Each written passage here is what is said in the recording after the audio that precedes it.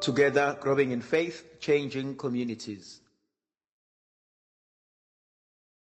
Igama likaYisebe nendodana nomoya ocwebileyo. Namhlanje ngiyafisa ukuba sifunde izwi lika uNkulunkulu. Sizofunda uLuke chapter 7 from verse 36 sibe ku verse 50. Luke chapter 7 from verse 36 sime ku verse 50. Simcela uNkulunkulu ukuba ahlale nathi asibusise ekufundweni kwezwi lakhe. A Pharisee invited Jesus to dine with him, and he entered the Pharisee's house, and he reclined at table. Now there was a sinful woman in the city who learned that he was at table in the house of the Pharisee. Bringing an alabaster flask of ointment, she stood behind him at his feet, weeping, and began to bathe his feet with his tears. Then she wiped them with her hair, kissed them, and anointed them with the ointment. When the Pharisee who had invited him saw this, he said to himself, "If this man were a prophet, he will have known who and what kind of a woman this is who is touching him, that she is a sinner, a prostitute." Jesus said to him in reply, "Simon, I have something to say to you." "Tell me, Master," he said. Two people were in debt to a certain creditor. One owed him 500 denarii, and the other one owed him 50 days of worth. Since then they could not pay him the debt, he forgave them both. Which of them do you think will love him the most?"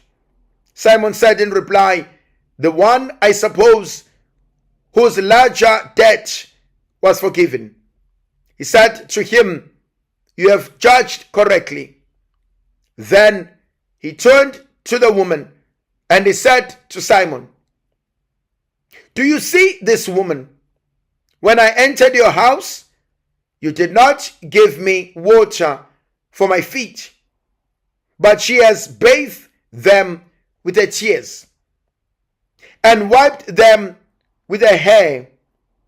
You did not give me a kiss, but she has not stopped kissing my feet since the time I entered. You did not anoint my head with oil, but she has anointed my feet with ointment. So I tell you, her many sins have been forgiven. Hence, she has shown great love. But the one to whom little is forgiven loves little." He said to her, "Your sins are forgiven." The others at table said to themselves, "Who is this who even forgives sins?" But he said to the woman, "Your faith has saved you. Go in peace."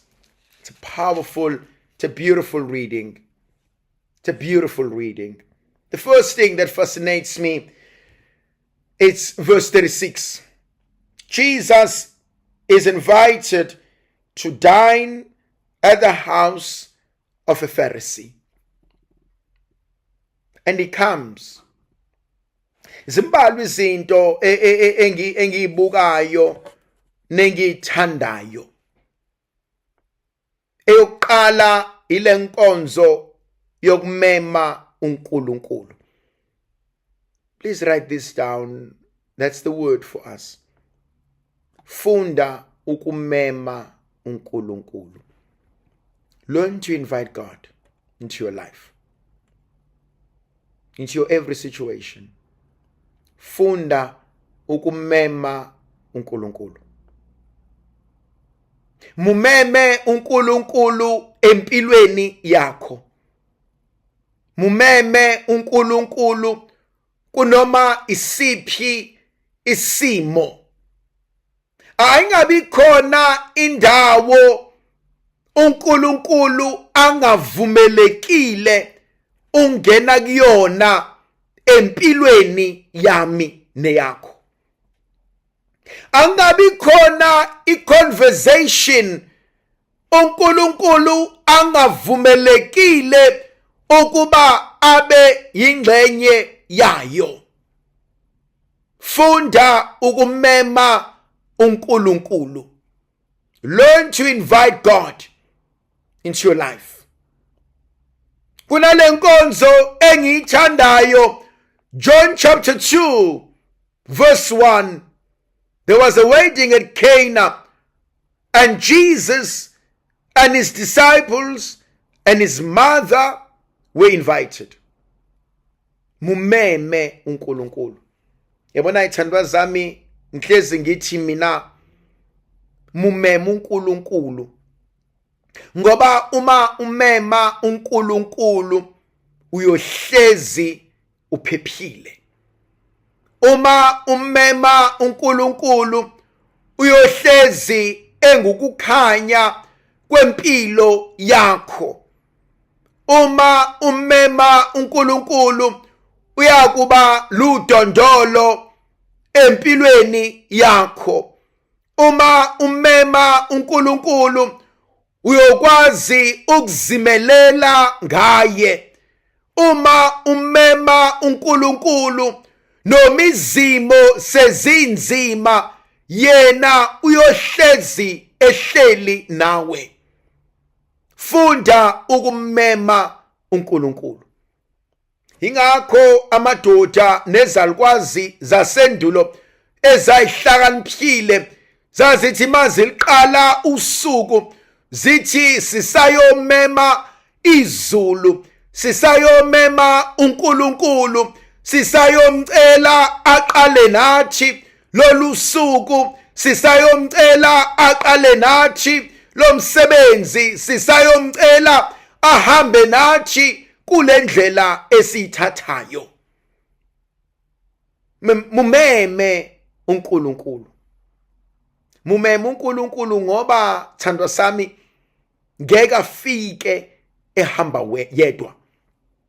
Kune reflection engiyenzile lana la uAbraham emema khona amadoda amathathu angawazi, kanti kwamemeni kwakhe usemema noNkulunkulu. Ekwenzeni kwakhe kahle, ekwenzeni kwakhe umusa, kanti usenzela noNkulunkulu. Mumeme uNkulunkulu, uNkulunkulu uzokwenzela imangaliso. Mumeme uNkulunkulu, uNkulunkulu uyokunikeza more than you thought you need. Mumeme uNkulunkulu, uNkulunkulu uyokunikeza injabulo abantu abangeke bayiqonde ukuthi uyithathaphi. Mumeme uNkulunkulu, uNkulunkulu uyokunikeza isimo oyothi muhleli kusona ubabaze, ubuke phezulu uthi this could only be possible because of the man upstairs. Mumeme uNkulunkulu. Akekho umuntu engimaziyo oke wazambula amandla akhe ngendlela ebabazekayo njengoNkulunkulu empilweni yami. Mumeme uNkulunkulu. Then there is also something engithandayo. uJesu umenywa emzini womfarisi ahambe ayongena ahlale adle naye, bese kuba khona owesifazane owaziwayo akanasimilo, udayisa ngomzimba, ebese engena ahlale ngasenyaweni kaJesu maqedana sikhihle sikanandi. Khona lenkonzo engiyithandayo. Yabona uJesu uyangimangaza usuku nosuku. Khona abanye abantu uma impilo yabo isingcono, abamazi omunye umuntu. Khona abanye abantu, when everything is going well in their lives, they are condescending in their comments. My God, I like that word. When everything is going well in their lives, they are condescending in their comments. Khona abantu abanjalo. Weyithandwa zami. Khona imfihlakalo sonke siyaziyo kodwa azivamisile ukuyinaka. Ubobuka impumputhe. Yabona umuntu who's been blind, ongaboni. Umuntu ongaboni usebenzisa icane. Khona induku ayisebenzisayo. But the moment lo muntu esebona for the first time, amehla seyavuleka, do you know the first thing ayilahlayo? Induku esimthwale yonke leminyaka. Yamazi umuntu obehamba nge-wheelchair. The moment esekwazi ukuhamba, the first thing ayilahlayo, azayidayise, azayipha abanye abantu, izilale udusty nothuli, i-wheelchair abeyisebenzisa. Uyamazi umuntu obegqoka lezi ngubo, the moment zaguga uyayithatha, ayilahle, ayishise, ayidayise, aziphe abantu. There's something ngempilo ekumele sikhumbule. When you go up, you mustn't discard and disregard what lays below, especially makuke kwakuthwala. Ijulile lento. Kunabantu abalimele, abalimazene, because lo muntu obuyitshela ukuthi uyamazi, lo muntu obuyitshela ukuthi uyamthemba, lo muntu obuyitshela ukuthi uzokwakha umuzi naye, lo muntu obuyitshela ukuthi nizokhulisa abantwana naye, uthe usumenzele konke, umfice engenalutho, wamfundisa, waba no matric, wamfundisa, wamnika qualification, wamtholisa umsebenzi, uthe ese right, wakulahlisa kwenyongo yenyathi. Khona lento uJesu ayenzayo, ukuthi uhleli emzini kaSimoni, angeke ambukele phansi oyiseqa mgwaqo. Yabona kwesinye isikhathi ngiye ngibuze mina umbuzo simple mangikhuluma namakholo. Singenze njani esontweni masane kufike nje labantwana lababa la eminyanga abagijima la eminyanga abedayisa umzimba, bafike nje babo u10 bazohlala esontweni, futhi bahlale laphana phambili beyigqokele lezi ngubo zabo, noma bahlale nje phakathi nabantu beyigqokele nje lezi ngubo, bevele emsebenzini bengakagezi, bevele emsebenzini nabo babuya kwi-night shift, babuye bazohlala la. Singenze njani singamakholwa? Wait, angakaqedi. Singenze njani mabesukuma bezokwamukela isakramente? Yangithusa mina uJesu. Mina yangithusa uJesu. UJesu uyamazi lo wesifazane. Uyayazi nenkambo yakhe. Uyayazi nento ekhulunywayo ngaye. Kodwa uJesu akanendaba. Uyayithulela nje. Ngiyamcabanga nje umntaka Maria ubhizi, ulijude lidlela ngesandla, bayaxoxa bonke, inyawo zakhe ithelwa ngenyembezi. Kodwa yena ubhizi uyadla. Ebese bonke abantu endlini bayababaza ukuthi lo muntu wesifazane ngoba siyamazela nje. Lo muntu wesifazane ngoba unjena nje. Kungani lona emvumela ukuba amenze njena, ukuba amkhalele enyaweni, ukuba amesule ngeinwele zakhe, aphinde amgcobe ngamafutha? Ebese uJesu ebuka uSimoni epaquza, athi Nkosi, athi ukube bewazi ihlobo luni lomuntu lolu, athi bewungeke uvume. Ebesethi uJesu kuSimoni, athi Simoni, athi I have only few things to tell you, and the basic one is she who has received much mercy shows more mercy and much mercy than required. Uyawazi umsebenzi womusa kaNkulunkulu empilweni yakho. Uyawazi umsebenzi womusa kaNkulunkulu empilweni yami. Mina uyangimangaza uNkulunkulu ngomusa asenzela wona. Khona lenkonzo engifisa sikhuleke, Nkosi angifanele. Write that down for me. That's your word for today. Nkosi angifanele. I'm not worthy. Angikufanele, angifanelanga, angifanele. Nkosi angifanele. Kukona konke okuhle osungenzele kona. Nkosi angifanele. Ngelinye ilanga usho njalo uDavide. Uthi bengubani mina Nkosi? Athi nomuzi wakethu ubuyini ukuba usikhumbule kangaka. Bengiyini mina Nkosi ukuba ungibale nezikhethwa zakho. Bengiyini mina Nkosi ukuba unginikeze unkosikazi ongithanda kangaka.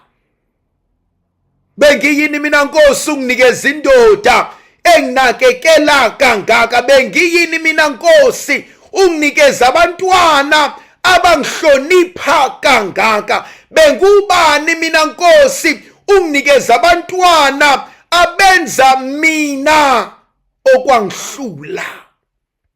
Wethandwa zami, wake waba nabantwana, sesiyahleba nje, asihlebeni khona izinto esikayitshela abantwana bethu. Wakwaba nomntwana wena usamkhulelwe, wawuthi ayi lona ngifuna ukumchitha, ayi lona ngifuna aphile, kodwa uNkulunkulu nje athi thize kungenzeki. And lowo mntwana kufanele kube uyena okutakulayo, kube uyena okusizayo, kube uyena okwenzela izinto, kube uyena obehlula bonke. Ebese uNkulunkulu ekucifela ihlo athi uyabona ukuthi ngangikusizelani, uyabona ukuthi ngangingcwabelani. Nkosi angifanele. Angifanele. Ngoba mina ngokwami ngangithatha ngenye ingqondo. Ngoba mina ngokwami ngangithatha ngenkunyu ukucabanga. Ngoba mina ngokwami ngangitshela ukuthi ngizokwenza kanje. Nkosi angifanele. Angifanelanga. I am short of your mercy. Ayingifanele lenkonzo. Asingifanelanga nalesi sibusiso. Kodwa uJesu uyangimangaza uma sembuka uSimoni, athi weSimoni awume phambi kwami, ake ubukeke lo wesifazane esenimethe nambiza ngakho konke, athi ngifikile kwakho awaze wangamukela. Athi ngifikile kwakho, athi awungezanga, awunginikanga namanzi okugeza izandla. Athi ngifikile kwakho awaze wanganga. Kodwa lona has never stopped. She has welcomed me. Hey thandwa zami, khona abantu abasuka kude noNkulunkulu wabo. Bayamazi uNkulunkulu weinkedama. Bayamazi uNkulunkulu wabafelokazi. Bayamazi uNkulunkulu owenza kahle. Bayamazi uNkulunkulu othwalisanayo.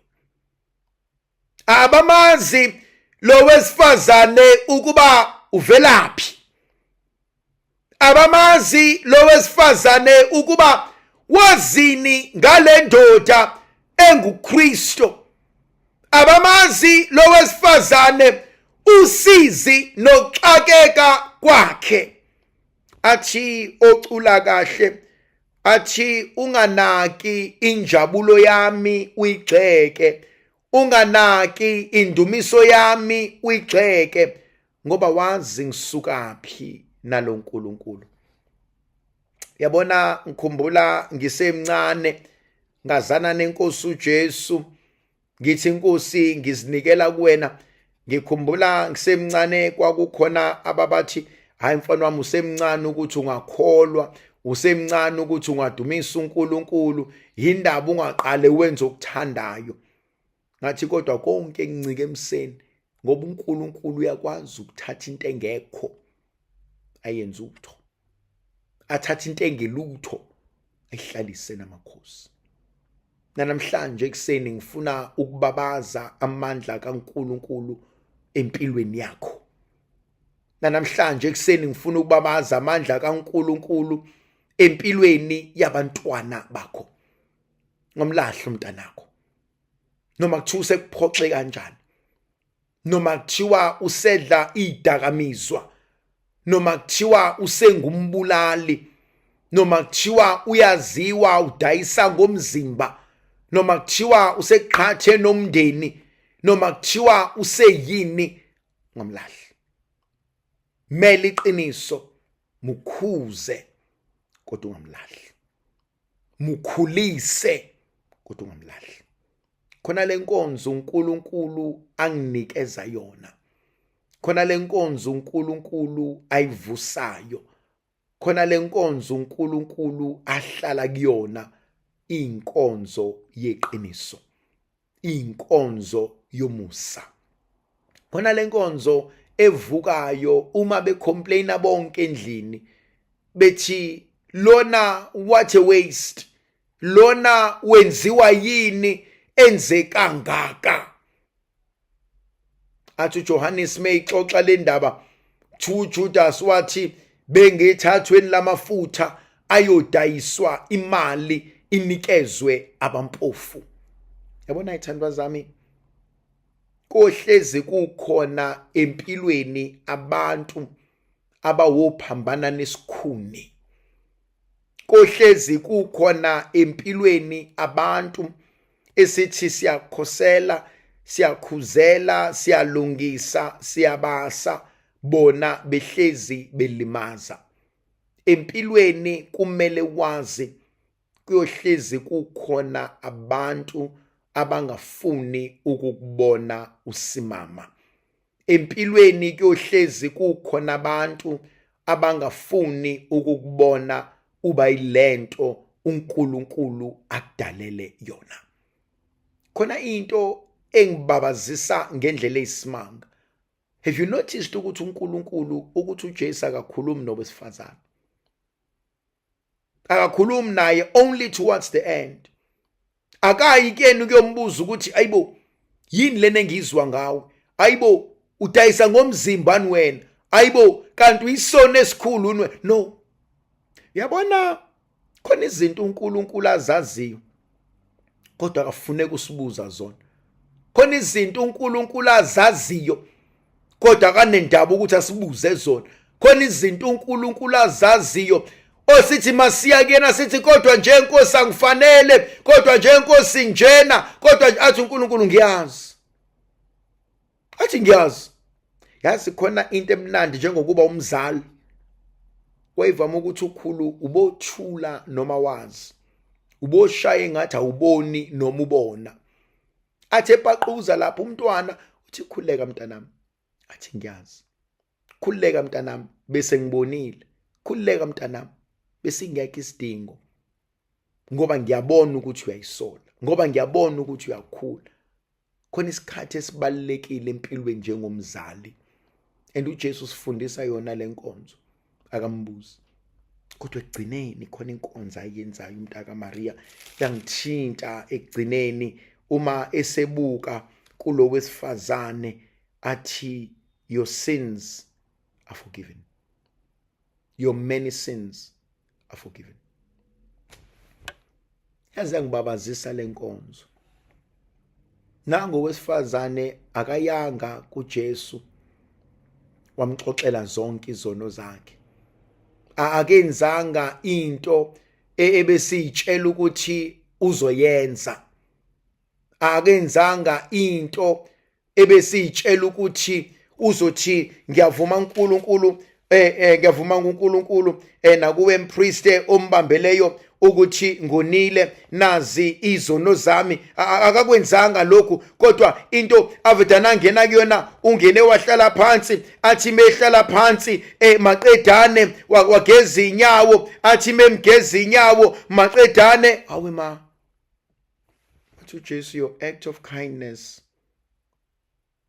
your act of kindness has made your many sins forgiven. Thandwa zami, yazi kwesinye isikhathi ukwenza okuhle, ukwenza isihawu kusixolisela uNkulunkulu the multitude of our sins. Ukuhamba kahle, ukwenza kahle kwesinye isikhathi kuyazisula inyembezi. But we know this in our own experiences. Ey'nganeni zethu kade ibhedile ingane yenza whatever ingane, kodwa mubuya ufice endlini kuclean, mubuya ufice endlini kuphekiwe, mubuya iwashingi ayiniwe, yenziwe yonke into. As umzali you like, okay, usibani banike useyingane manje, usibani bani uyayisola. NoNkulunkulu wethu njalo. Ngiyafisa ukuthi mangiphetha ngiphethe ngalelo gama ukuthi uNkulunkulu wethu uyakubona ukuzama kwethu. uNkulunkulu uyakubona ukufisa nokulangazelela kwakho. uNkulunkulu uyayibona imizamo yakho. And sometimes there is enough. That's all that God wants. That's all that God expects of us. Ukuzama. Zama uhlulekile kodwa uzame. Uthi uJesu namhlanje, your sins, your many sins are forgiven. And bonke abantu bayathuka. Ubani lona okwazi ukuxolela izono? Mhlawumbe kunenkonzo la ekumele sidlule kuyona. Kunabantu emhlabeni who will always think you are not worthy of umusa kaNkulunkulu. And sometimes abanye bethu siphuma emakhaya where we are told I'm not good enough, where I need to fight for my place, where I need to fight for approval. Kunabantu empilweni othi mina izinto zami noma ngathiwa yini kumele ngiyisebenzele kanzima ukuze ngikwazi ukuyithola. Omunye umuzwe ethi mina kumele ngiqale ngihlupheke before ngikwazi ukujabula, and mase ngijabula futhi ngijabula isikhashana, maqedane ngiphinde ngishizile, ngikhathazeke, ngihlupheke. Ngifuna ukuthi kumina nakuwena namhlanje, nangu uNkulunkulu rewriter iscript. Nangu uNkulunkulu ethi kumina nawe, you don't have to hustle to receive umusa wami. Awudingi ukuyikhandla ukwamkela uthando lwami. Write this down for me. Let God rewrite the script of your life. Let God rewrite the script of your life. Yabona khona umuntu empilweni othi sengishawe isikhathi. Khona umuntu empilweni othi angeke kusalunga. Khona umuntu empilweni othi isikhathi asekho. Khona umuntu empilweni othi hayi vele sekuyabheda.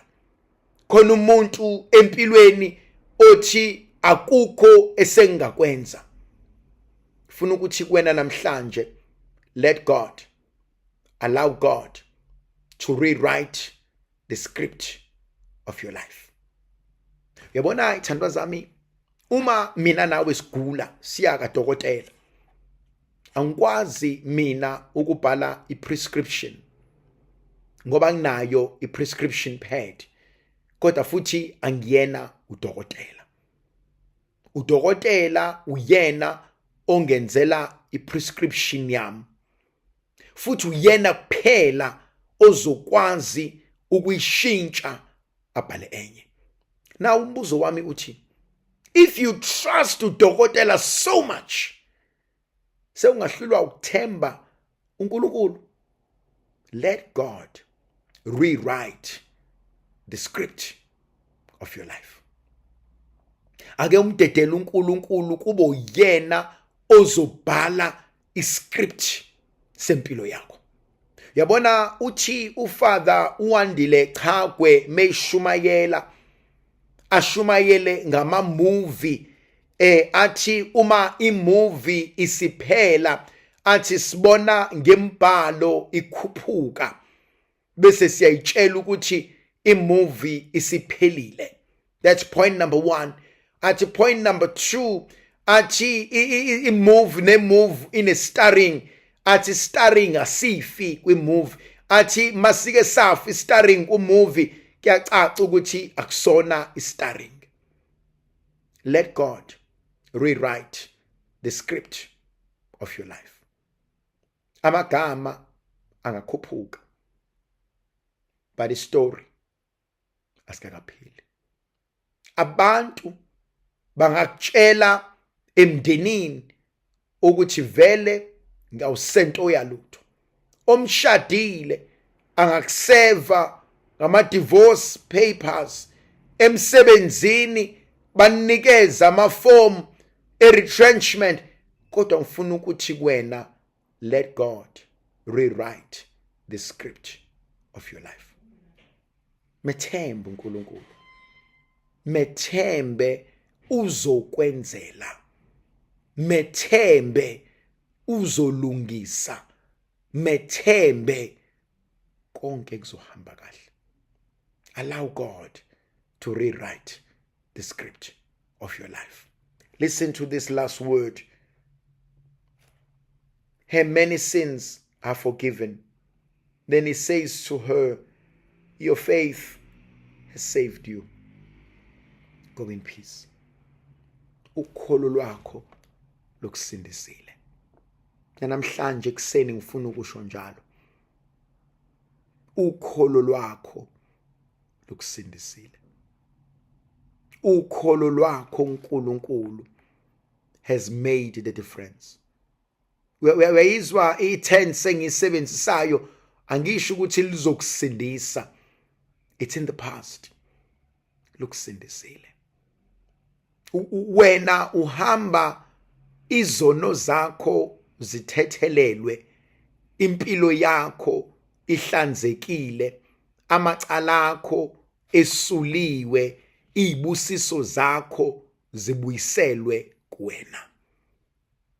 Uhamba izono zakho zithethelelwe, amacala akho esuliwe, izikweletu ziqediwe, ubumnyama buxoshiwe, izibusiso zakho zibuyiselwe kuwena. Trust God. Methembe. uNkulunkulu sithandwa sami, ungamthembi because abantu bathi banithembe. Muthembe because uke wambona ethembeka endulo. Muthembe because uzalwa intombi noma insizwa, yikhehla noma isalukwazi esike savuka ekseni sanikhulekela. Muthembe ngoba uvele emndenini wabantu abazana noNkulunkulu. Muthembe ngoba wazana nabantu abakusondeza uNkulunkulu. Muthembe because uNkulunkulu, thandwa zami, mthembe because uNkulunkulu akakasho ukuthi angisenakho okunye ngakwenza. Muthembe because uNkulunkulu akakasho ukuthi I have nothing else to do. Muthembe because uNkulunkulu akakasho ukuthi istock sesiphelile. Muthembe uNkulunkulu. Mthembe uNkulunkulu, and ekumthembeni kwakho uNkulunkulu, allow him to rewrite the script of your life. amandla akhe nguyise benendodana nomoya ocwebileyo. Amen.